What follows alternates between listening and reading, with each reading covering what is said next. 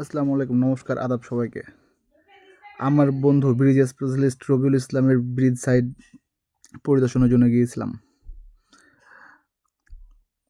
ব্রিজের ম্যাক্সিমাম কাজই শেষ, ওপরের ডেস্ক স্ল্যাবের কাজ হচ্ছে, গাটারের কাজগুলো শেষ হয়ে গিয়েছে।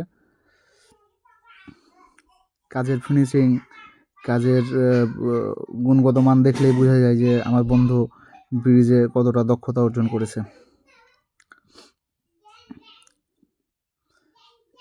ফার্স্ট স্প্যানের ডেস্ক স্ল্যাব শেষ হয়ে গেছে, সেকেন্ড স্প্যানের ডেস্ক স্ল্যাবের কাজ চলছে, সেন্টারিংয়ের কাজ চলছে।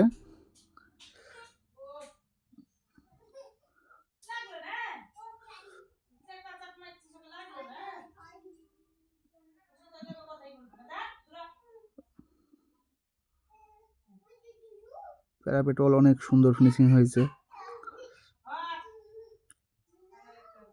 ওইদিকে এক্সকাভেটর দিয়ে বালি শিফটিংয়ের কাজ চলছে। এইটা একটা খাল বিল, খাল বিলের ওপরে নতুনভাবে রাস্তা বানানো হচ্ছে। কাজ করার পরিবেশ অনেক সুন্দর।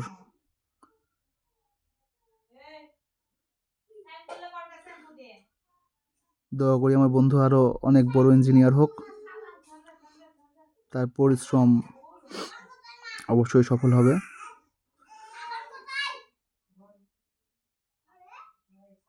একজন ইঞ্জিনিয়ার কাজ বুঝে কাজ করাইতে পারে আর কি।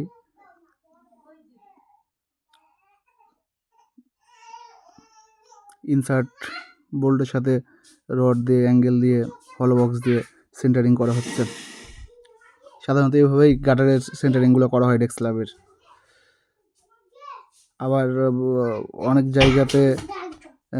জায়গাতে নিচে স্টেজিং করে করিয়ে নেয়, তো সেইটা বড় বড় কনস্ট্রাকশন ফার্মে এরকম হয় না আর কি। আমি এলজিডির একটা প্রজেক্টে এইভাবে সেন্টারিং করেছিলাম, কিন্তু ডিপার্টমেন্ট সেটা অ্যালাউ করেছিল না।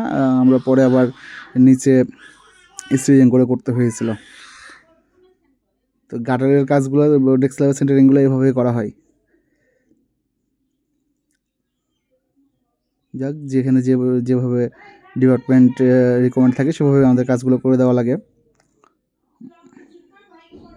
গাটারের ফিনিশিংগুলো খুব সুন্দর হয়েছে, প্রকৃতি অনেক সুন্দর।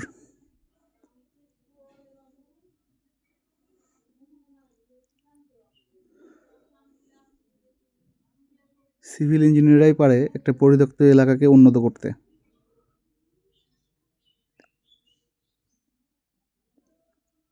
আজ থেকে 10-15 বছর আগে হয়তো এই এলাকার মানুষজন কখনো কল্পনাই করে না যে এখানে ব্রিজ হবে, রাস্তা হবে, অথচ গ্রামের মধ্যে রাস্তা হয়েছে। সবাইকে ধন্যবাদ।